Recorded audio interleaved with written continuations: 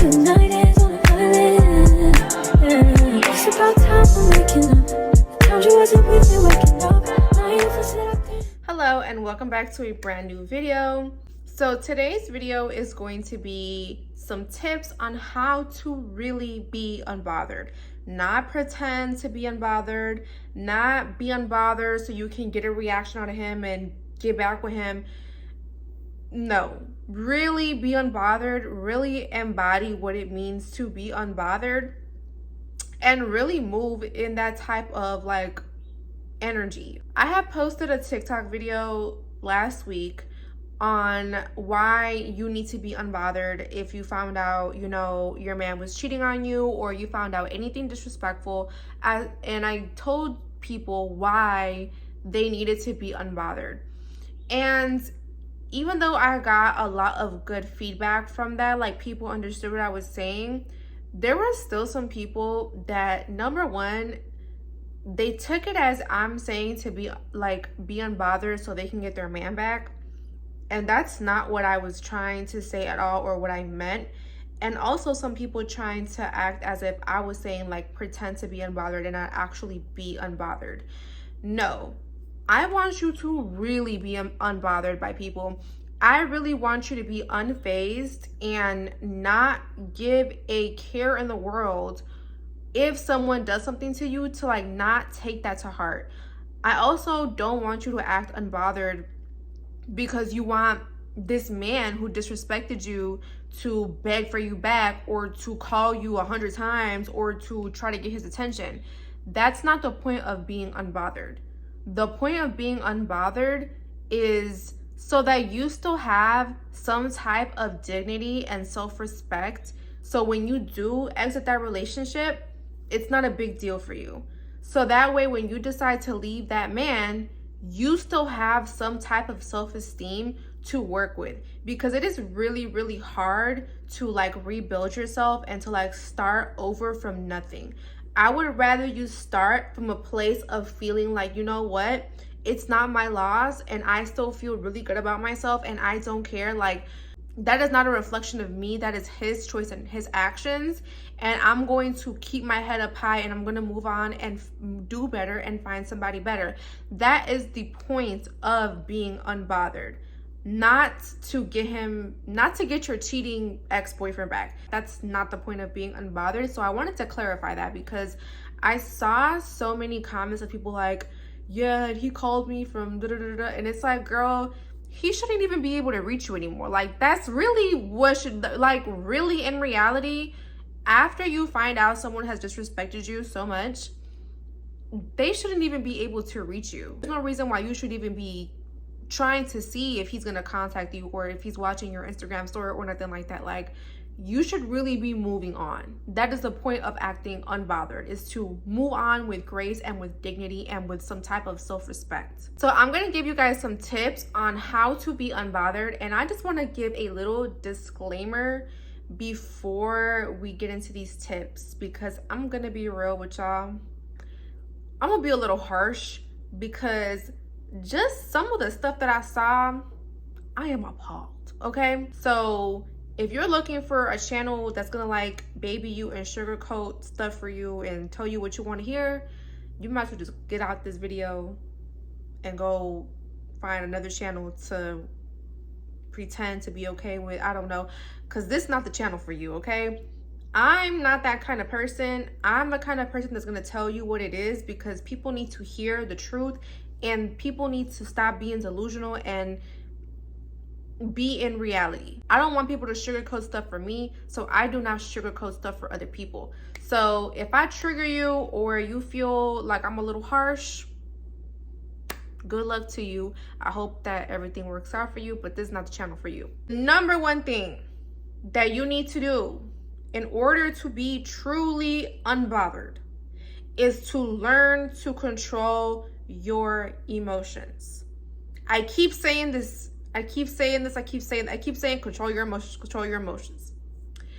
The amount of people that were commenting on that TikTok video and were saying, well, I don't know how to control my emotions. How do you control my emotions? It's so hard to control my emotions. I don't understand what is so hard about that. Like, I'm really trying to understand why it's so hard for people to control their emotions. We already have to control our emotions to some capacity on our day-to-day lives. You're not just out here acting crazy, impulsive, reactive with everything and everybody. Because if you were acting like that, you probably would be in jail, okay? Or you would probably be dead, or you probably wouldn't have a job, or you probably wouldn't have kids living with you, or you probably wouldn't have friends or nothing like that. So in your everyday life, at some capacity, you're already controlling your emotions. Why is it that so many of y'all act like in your romantic relationships, you don't know how to do that? Or there's not a possibility of you controlling your emotions? To me, it's not computing. To me, it's giving you like the drama. And I'm sorry, but that I'm not here for that. If you are a grown adult, controlling your emotions is a basic function that you need to be knowing and just like doing on a regular basis. You don't act crazy at your job. You don't act crazy with your friends and family unless you do. Now, if you're just a person who just acts crazy every single place with every single person everywhere, then I don't know what to tell you. You need to go figure that out. But if you're a person who, for the most part, controls your emotions in every single other part of your life, but in your relationship, you act like you don't know how to do that, you need to figure out why that is, okay? I do have a video that I posted, I think like a month ago, on how to control your emotions. Please go watch that video and start doing the work, because you just cannot be living like that as an adult. You cannot be living reckless and reactive and crazy as an adult. Like, that's just completely unacceptable. It's just not okay. And I've said this before too. Nobody wants to be with a woman who does not know how to control her emotions. Put the disrespectful, cheating man to the side. Even if you were to find a healthy man, you're probably going to be the one who is going to ruin that relationship because you don't know how to control your emotions. And I'm sorry, but if you do not know how to control your emotions, you are not a healthy person and you have no business being in a relationship. I'm sorry, somebody has to tell y'all this, but it's just the truth. If you do not know how to control your emotions, you do not need to be in a relationship right now. Your relationships can wait. How do you expect to be in a healthy relationship with a healthy human being and you are not a healthy person? It doesn't work like that. If the perfect man was to come to you today and be like, I want to be with you and whatever, and blah, blah, blah, you would probably self-sabotage it because you don't know how to control your emotions. This is a basic thing that every single adult person needs to be able to do. That is the number one thing.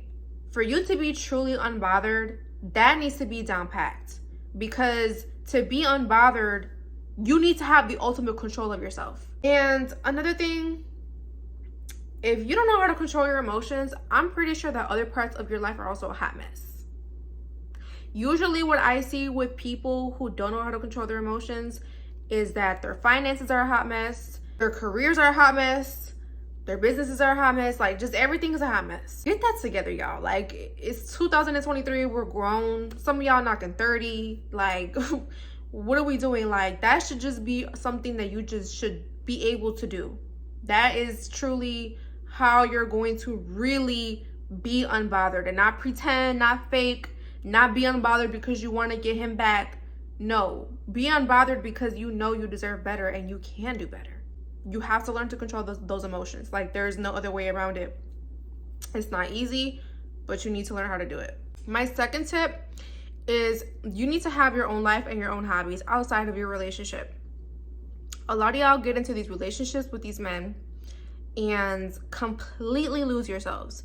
You guys end up forgetting your goals, forgetting, what it is that you want to do in life. Everything revolves around this man. You guys, stop going to the gym, stop painting, reading, whatever hobbies it is that you enjoy to do. a lot of you guys end up not doing them anymore because you're so consumed with this relationship and everything becomes about him and what's going on with him and I want to be around him and him. You need to have your own life. You need to have your own hobbies. The reason why this is going to help you when it comes to being truly unbothered is because you're going to be able to move on very easily when the relationship is over. You're going to be able to just be like, okay, well, I'm already doing all these things, so I don't really care what's going on with him. Like, you need to keep yourself busy. When you just sit at home with nothing to do, that's when all these thoughts and stuff start happening in your mind. You have too much freaking free time. You need to stop, just sitting at home with consuming, all these terrible thoughts, sad thoughts, and stalking him on Instagram and doing all this stuff. You need to have your own life and your own hobbies. If you have your own life and your own hobbies, you don't have time to sit around and wonder what's going on or wonder why he did this to you or wonder all these things. Like, you're gonna be busy. You don't have the time to sit at home and wonder what's going on with him and why things didn't work out. Like, you're busy. That is going to help you with moving on. That is going to help you with being unbothered because you're so consumed with your own life. Like, you don't even have the time to think about what's going on with him. And you frankly don't care at that point. Like, you think I'm gonna care about that when I have all of these other things I have to worry about? It's not gonna happen. My last tip is you have to learn to look at things differently. You have to stop looking at things like it's the end of the world or in a very self-limiting mindset, headspace. You need to stop looking at things like there is no other option. I always feel like it's important to look at the bright side. Even if it is a negative situation, what is a positive that you can gain from this negative situation? For example, you find out your man has been cheating on you. You've been with him for a year or two. Instead of looking at it like, oh my God, I can't believe it, be grateful that you found out so early so you can move on with your life before things got really serious. Now you can move on with your life. There are no kids hopefully involved. You guys can go your separate ways. And it's not going to be that hard to move on because so much time wasn't spent. A year or two is still some time, but it's not 3 years, it's not 5 years, it's not 10 years. At least you found out early that he's not the man for you. So now you can go focus on finding the man who is for you. Instead of looking at it like a waste of time, think about what it is that you learn about yourself in this relationship. Are there any things that you could have done better? Are there any things that you need to change to have a healthier relationship in the future? Now you know what things to look for in your future relationship. Now you know what red flags to not ignore when you start dating again.